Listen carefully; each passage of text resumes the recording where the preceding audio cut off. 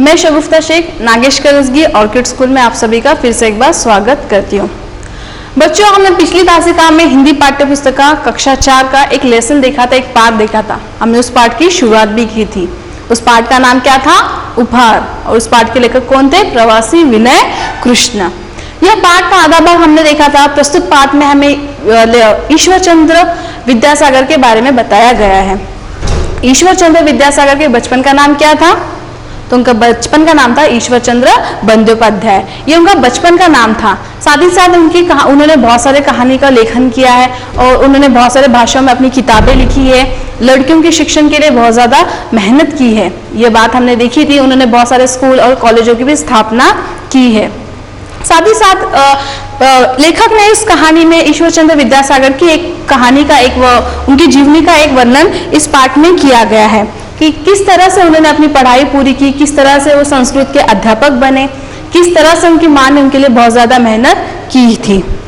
ईश्वर चंद्र विद्यासागर की मानव सेवा से सभी परिचित हैं। दुखियों और गरीबों के प्रति उनके मन में अपार करुणा थी। बेसहारा और निराश्रित ही उनकी सहानुभूति के पात्र होते थे। वो हर गरीब पे सहायता करते थे। सबके प्रति उनकी सहानुभूति थी और परोपकार भी वो किया करते थे।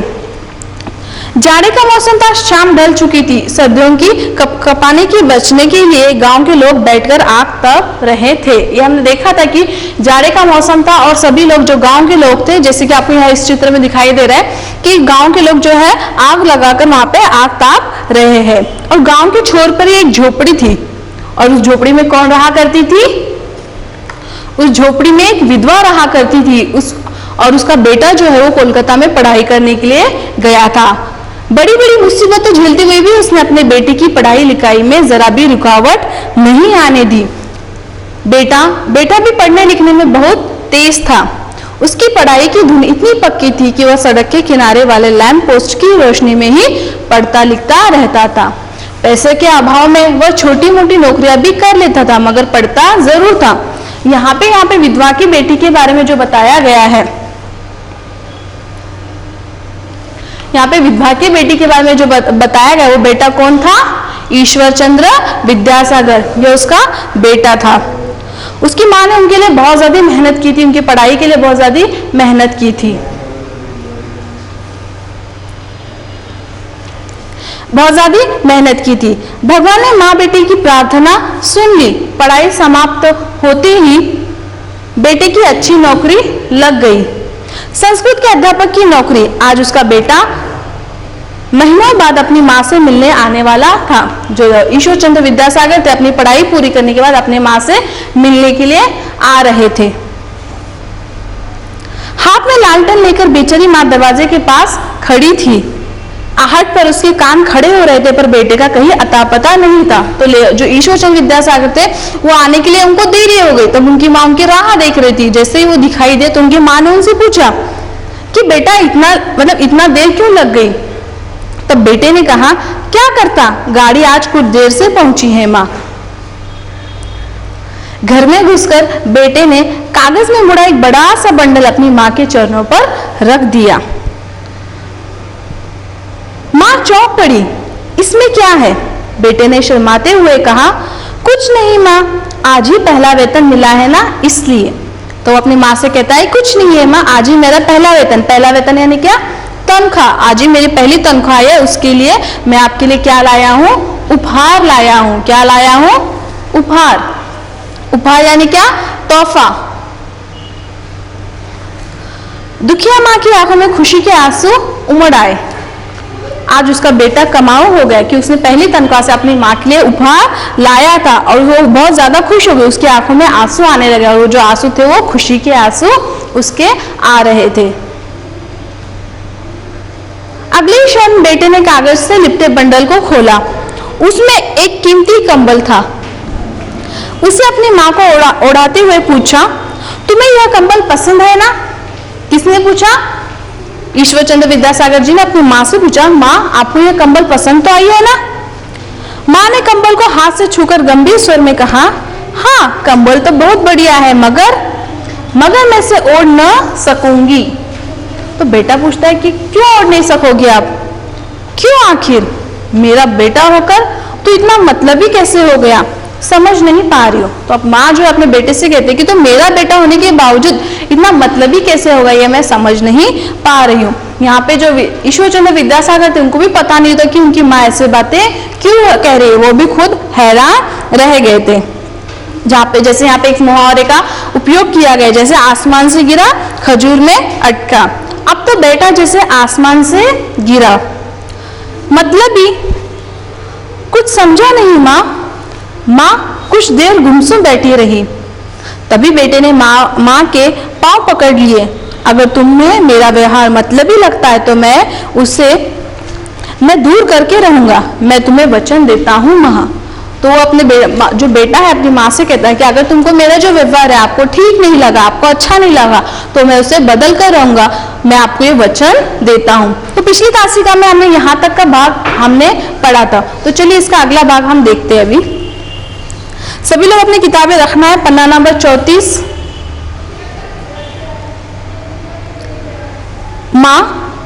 माँ का मुरझा हुआ चेहरा खिल उठा। चेहरा खिल उठना यानी बहुत प्रसन्न हुआ जब उनके बेटे ने उनको वचन दिया कि मैं आपको जो बुरा लगा, जो आपको चाहती है कि मैं कुछ अच्छा कार्य करूं, आपको ऐसा लग रहा है कि मैं मतलबी बन गया हूं, तो मैं ये अपना व्यवहार बदल दूंगा। और या वो अपने जो बेटा है अपने माँ से वचन लेता है, तो इस बात पे उसकी माँ खुश हो जाती है, बहुत ज्यादा प्रसन्न हो जाती है।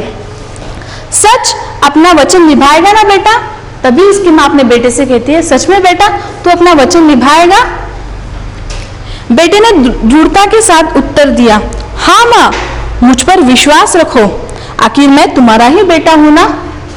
तो वो क्या कहती है, वो जो बेटा होता है उसकी माँ को कहता है, हाँ माँ आप मुझ पर विश्वास रखो, मैं आप ही का बेटा हूं, तो मैं आपका जो वचन मैंने आपको दिया है वो मैं पूरा करके जरूर रहूंगा।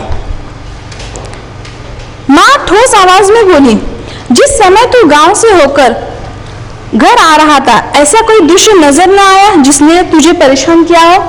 तभी माँ अपने बेटे से सवाल करती है कि जब तू घर आ रहा था तभी तुझे कोई ऐसा दृश्य दिखाई दिया जिससे तुझे परेशानी हो, जिससे तूने परेशान हो गया हो? ऐसे माँ क्या करती है, अपने बेटे से सवाल करती है। बेटे ने गंभीर स्वर में कहा, हाँ, गांव के गरीब लोग जाड़े की ठिठुरन से बचने के लिए आग के पास बैठे हुए थे माँ। तो तभी बेटा अपने माँ से कहता है कि हाँ माँ, मैंने ऐसा दृश्य देखा था कि गांव के जो लोग थे ठंडी से बचने के लिए, जाड़े के मौसम से बचने के लिए आग के पास बैठे हुए थे।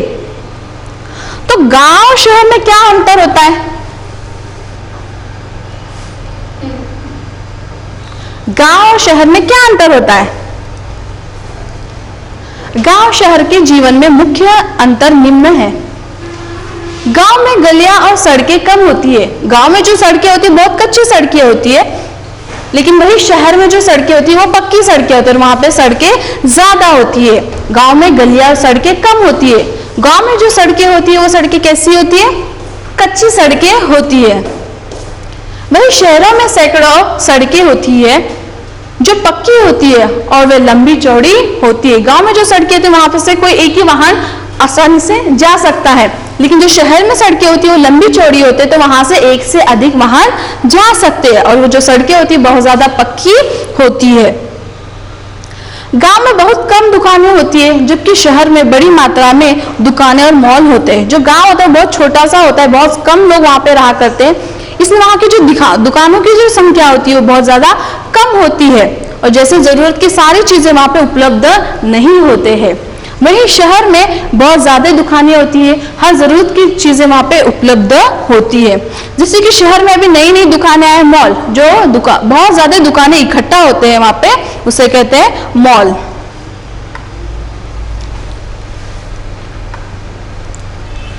गांव में गाड़ियां बहुत कम होती है, वहीं शहरों में सड़कें गाड़ियों से भरी रहती है। शहर में लगभग हर घर में एक गाड़ी होती है। गांव में सभी के पास गाड़ियां नहीं होती, वो कोई एक ही सरकारी गाड़ियों का इस्तेमाल किया करते हैं, और किसी के पास गाड़ी हो तो एक ही गाड़ी होती है। लेकिन शहर में ऐसा नहीं होता है। शहर में हर एक के पास गाड़ी होती है और हर एक अपना गाड़ी वाहन का इस्तेमाल किया करता है। शहर में लगभग हर एक के घर में गाड़ी होती है। गांव में मुश्किल से एक सिनेमा घर होता है, या वो भी नहीं होता है, जबकि शहरों में ढेरों सिनेमा होते हैं। सिनेमा घर यानी थिएटर, जहां हम लोग पिक्चर देखने के लिए जाते हैं। तो गांव में यह सुविधा उपलब्ध नहीं होती। मनोरंजन के लिए शहरों में सिनेमा घर उपलब्ध होता है, लेकिन मनोरंजन लायक ऐसी कोई भी सुविधा गांव में उपलब्ध नहीं होती है। अगर होगा तो कहीं एक सिनेमा घर गांव में उपलब्ध होता है, लेकिन शहरों में बहुत ज्यादा सिनेमा घर होते हैं। गांव में एक या दो स्कूल होती है और वे भी सरकारी होती है, जबकि शहर में बहुत सी प्राइवेट स्कूल होती है। गांव में जैसे लोक संख्या भी कम होती है तो वहां पे पढ़ाई लिखाई पे भी उतना ध्यान दिया नहीं जाता, और जो स्कूल भी होती है तो एक या दो ही स्कूल होती है, और वो भी स्कूल कैसे होती है, सरकारी स्कूल होती है। जबकि शहर में बहुत ज्यादा स्कूल होते हैं और शहर में बहुत ज्यादा पढ़ाई लिखाई पर ध्यान दिया जाता है। सभी बच्चे स्कूल जाया करते हैं, और यहाँ पे सरकारी स्कूल के साथ साथ प्राइवेट स्कूल भी बहुत ज्यादा होती है। गांव में शुद्ध वायु होती है, लेकिन शहर में वायु प्रदूषित होती है।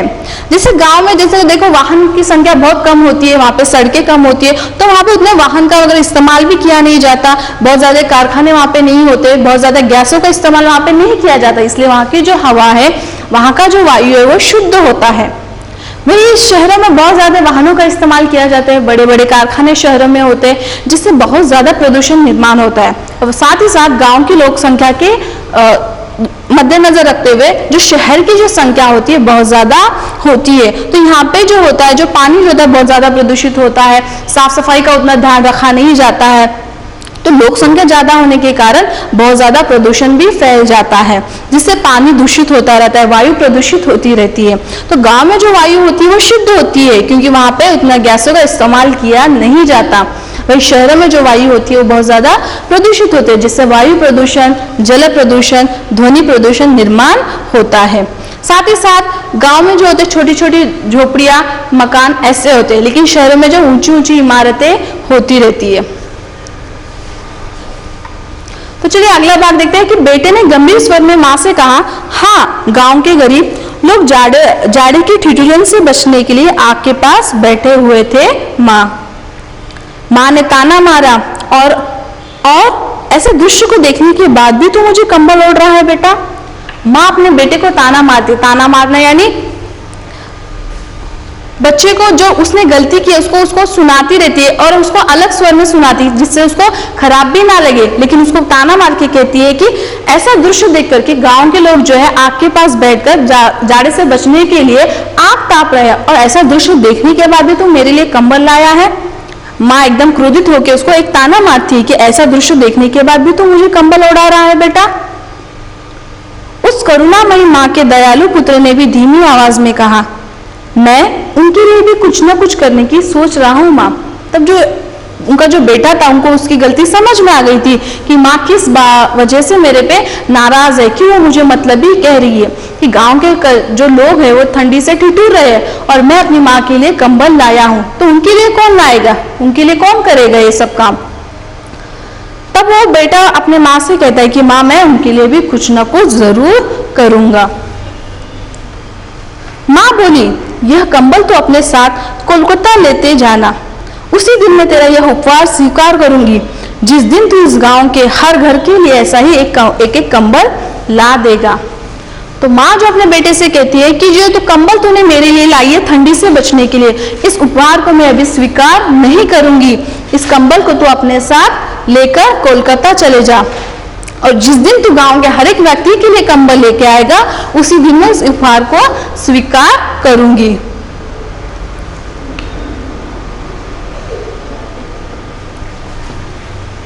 बेटा मुस्कुराया, तुम्हारी यह इच्छा मैं जल्द ही पूरी करके दिखाऊंगा माँ। तो बेटा भी जो होता है खुश हो जाता है, वो माँ से कहता है कि माँ, मैं आपकी ये इच्छा जरूर पूरी करूंगा। उपरोक्त चित्र देखकर बताओ कि कमरे में कौन कौन सी चीजें दिखाई दे रही है। यहाँ जो कमरा दिखाई दे रहा है, इस कमरे में आपको कौन कौन सी चीजें दिखाई दे रही है। जैसे कि यहाँ पे देखो तौलिया लगा है, यहाँ पे और साथ ही साथ ये बेटा है, ये उसकी माँ है। यहाँ पे पीछे एक मटका दिखाई दे रहा है आपको, यह अपनी माँ को क्या कर रहा है, कंबल उड़ा रहा है। यहाँ पे पलंग है, जो लाल लैंप जो बोला था यहाँ पे ऊपर रखा है। तो यह सारी चीजें इस चित्र में दिखाई दे रही है आपको। बेटे ने अपनी माँ को दिए गए वचन को जल्दी पूरा कर दिखाया। इतना ही नहीं, जीवन भर वह दीन दुखियों के लिए परम बंधु बना रहा। बंधु यानी क्या? भाई। बंधु यानी क्या? भाई। जो अपने माँ को उसने जो वचन दिया था उसने जल्दी पूरा कर दिया था। क्या वचन उसने अपने माँ को दिया था? कि गांव के हर एक व्यक्ति के लिए वो कंबल लेकर आएगा। यह वचन उसने अपनी माँ को दिया था और यह वचन उन्होंने पूरा भी किया। जो गांव के जो गरीब लोग थे, जिनका कोई सहारा नहीं था, ये उनके भाई बन गए। बंधु यानी भाई, और उनके लिए उन्होंने हर एक के लिए कंबल लेके आए। ऐसा नहीं कि उन्होंने सिर्फ कंबल ही दिया, तब से उन्होंने अपने जीवन में हर दिन दुखियों की मदद की, हर दिन दुखियों का वो सहारा बने, हर दूसरों पे वो परोपकार बने रहे, दूसरों के प्रति सहानुभूति वो रखा करते थे। कौन था लायक माँ का लायक बेटा?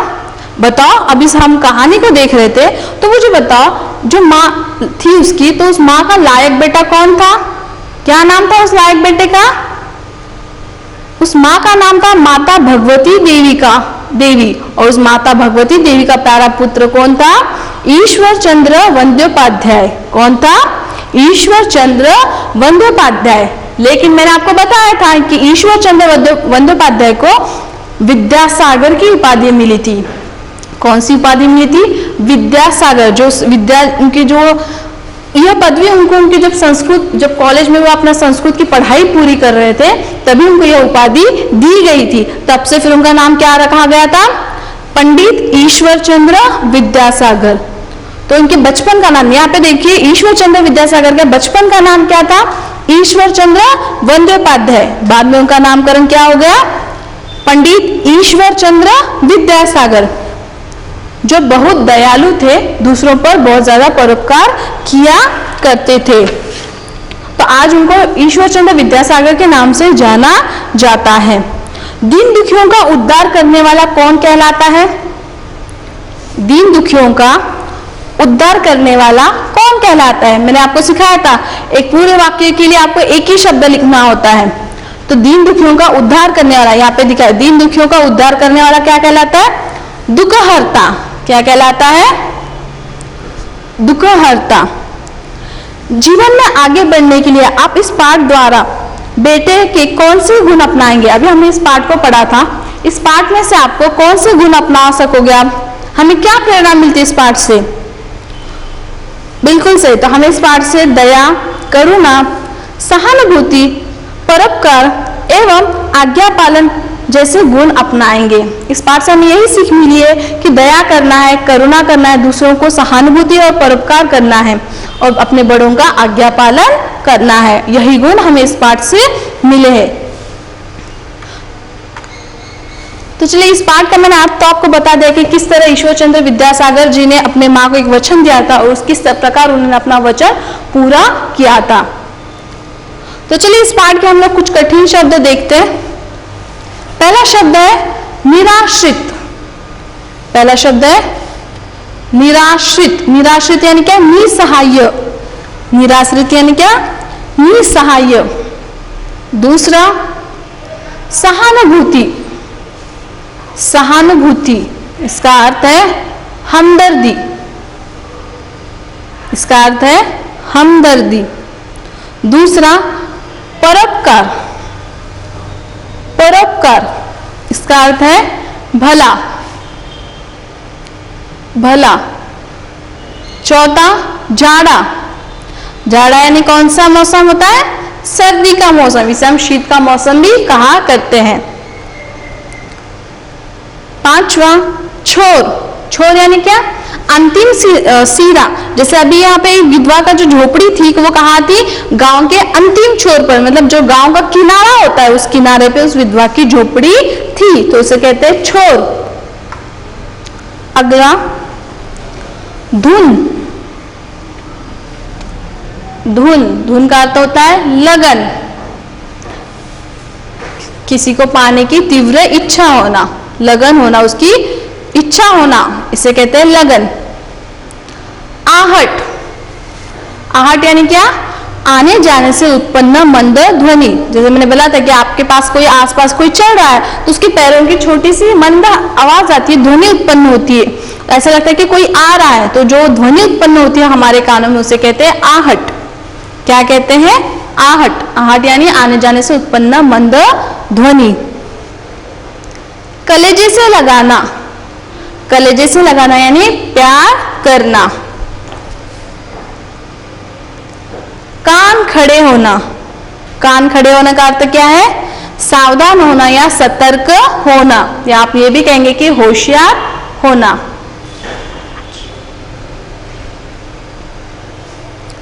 तनख्वाह वेतन, तनख्वाह वेतन जो हम पूरे महीने भर की कमाई करने के बाद जो हमने काम किया उसका जब भुगतान मिलता है, उसके जो पैसे मिलते हैं उसे कहते हैं तनख्वाह। और एक उसका शब्द है वेतन।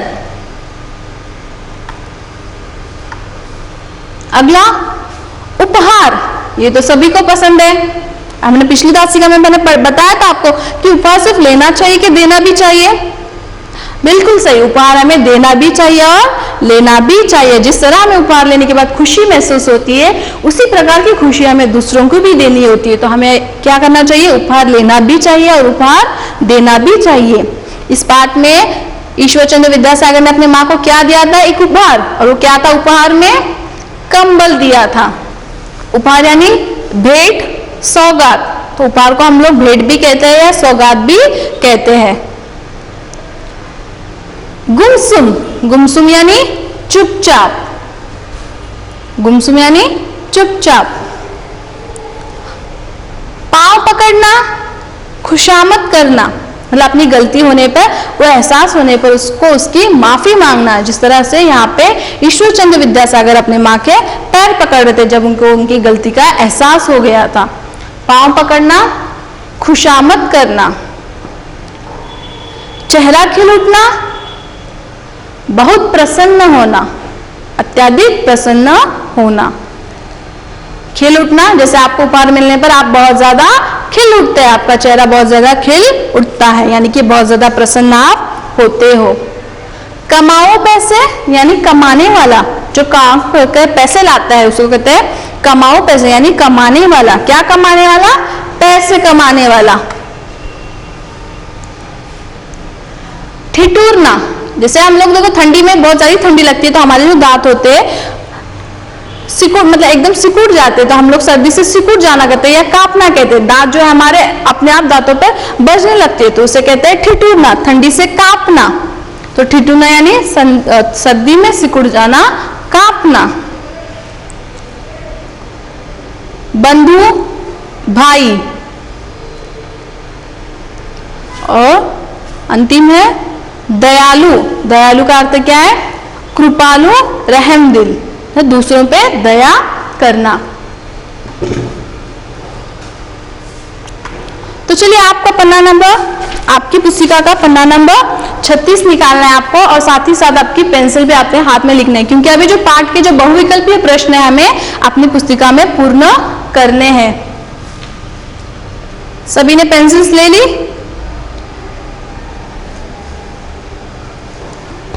तो चलिए इस प्रश्न को हमको छुड़ाना है। पाठ बोध बहुविकल्पीय प्रश्न, पन्ना नंबर 36 क पहला है, उपहार कहानी के लेखक कौन है?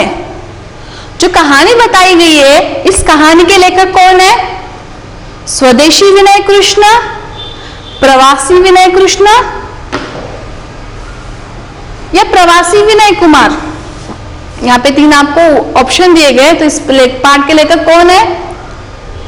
प्रवासी विनय कृष्ण। तो आपको यहाँ पे सही उत्तर पे निशाना लगाना है। तो बच्चों यहाँ पे इसका कोष्टक नहीं आया, आपके यहाँ पे आगे कोष्टक होगा, तो यहाँ पे आपको कोष्टक करके प्रवासी विनय कृष्ण, इस पे आपको सही का निशाना लगाना है। सभी ने लगाया? जो तीसरा ऑप्शन है वो सही, उसका आंसर है, जवाब है प्रवासी विनय कृष्ण। दूसरा है, विधवा का बेटा कहाँ पढ़ता था? विधवा का जो बेटा था वो कहाँ पढ़ता था? कहाँ उसने पढ़ाई अपनी पूरी की? तो उसने अपनी पढ़ाई दिल्ली में की, कोलकाता में की या मुंबई में की? तो उसने अपनी पढ़ाई कहाँ पूर्ण की?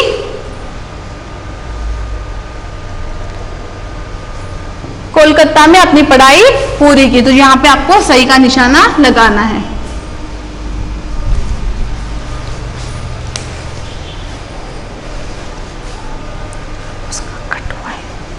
तीसरा, मां ने बेटे से क्या कहा? मां ने अपने बेटे से क्या कहा कि आप बहुत ईमानदार हो, या बेटा तुम बहुत दयालु हो, या तुम बहुत मतलबी हो? तो मां ने अपने बेटे से क्या कहा था कि तुम क्या बन गए हो? मेरा बेटा होकर तुम क्या बन गए हो? मतलबी। तो इसका सही जवाब क्या है? मतलबी। इसका सही जवाब क्या है?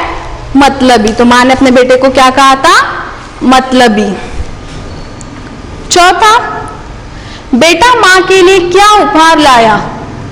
जो बेटा था अपनी मां के लिए, उसने एक तोहफा लाया था। तोहफे में अपनी मां के लिए क्या लाया था? वो कीमती घड़ी, कीमती कंबल, कीमती चूड़ियां।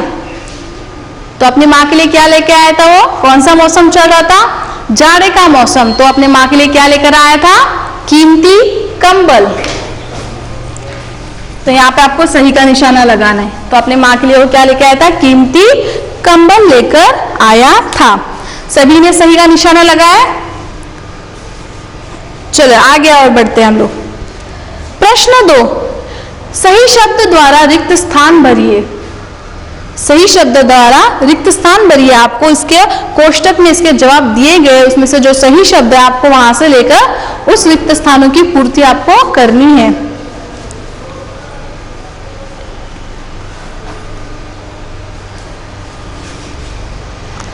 वह छोटी मोटी डैश भी कर लेता था। पहला क्या है? वह छोटी मोटी डैश भी कर लेता था। यहाँ पे आपको जवाब दिया गया, दो ऑप्शन दिए गए, जैसे क्या? नौकरी या नौकरियां। क्या करता था वो छोटी मोटी? तो छोटी मोटी नौकरी भी कर लेता था। नौकरियां या नौकरी, क्या है इसका सही जवाब? उन्होंने कोई एक ही नौकरी नहीं की, जो भी छोटी मोटी नौकरी मिलती थी वो कर लेते थे। उन्होंने क्या किया? छोटी मोटी नौकरियां भी कर लेता था। तो यहाँ पे आपको लिखना है नौकरियां।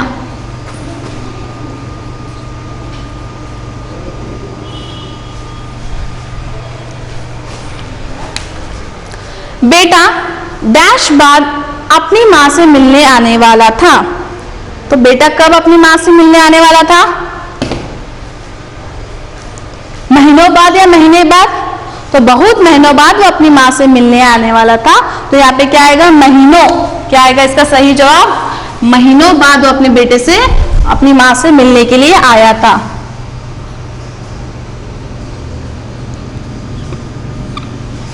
तीसरा, तभी उसका डैश दिखाई पड़ा।